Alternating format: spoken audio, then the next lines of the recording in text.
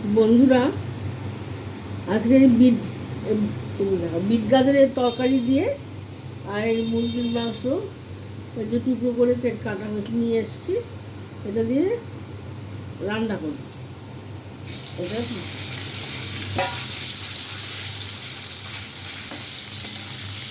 রাখলেই হাতে ধরে রাখলেই বন্ধ হয়ে যাচ্ছে।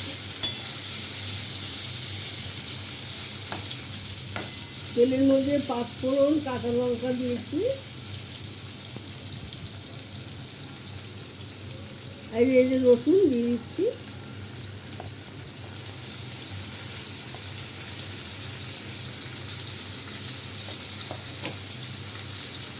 নুন দিয়ে দিলাম,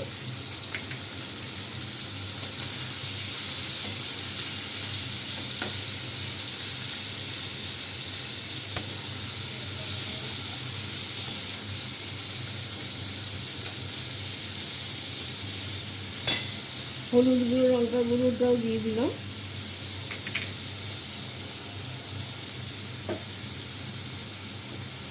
ক্যাপসিকাম কুচিটা দিয়ে দিলাম,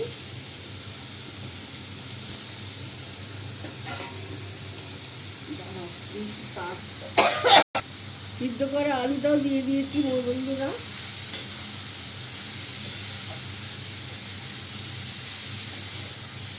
লাইক শেয়ার কমেন্টস করে দেবেন।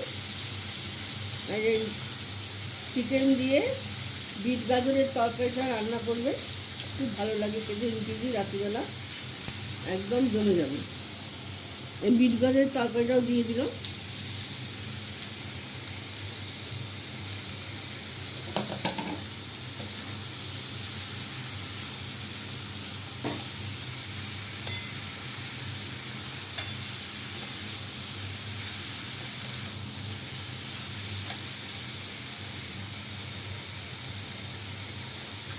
একটু জল দিয়ে দিচ্ছি, সব একসঙ্গে সিদ্ধ হবে।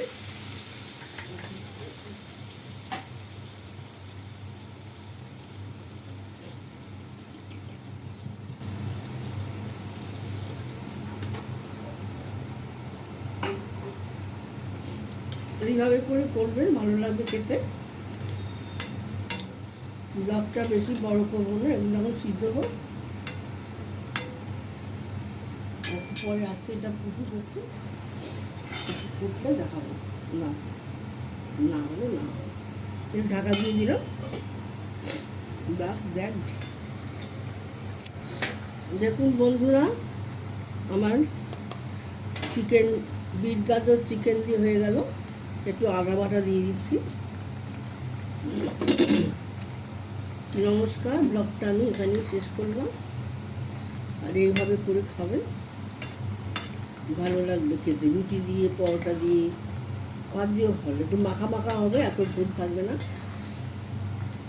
নমস্কার।